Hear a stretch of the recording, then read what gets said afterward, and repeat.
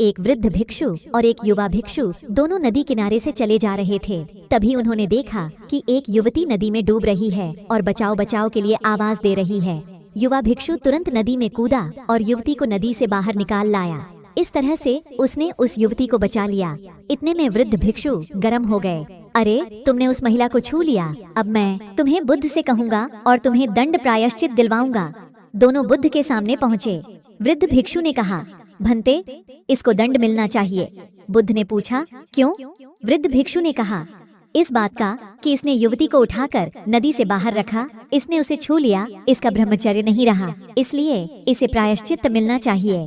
बुद्ध ने कहा, प्रायश्चित पहले तुम ले लो, मैं किस बात का प्रायश्चित लूं? विस्मय से उसने पूछा। बुद्ध ने कहा, इसने तो उस महिला को उठाकर वहाँ ही रख दिया, पर तुम तो उसे अपने मानस में उठाकर यहाँ तक ले आए। तुम्हारे मन में अभी भी यह है, तुम इतनी देर से उसे ढो रहे हो।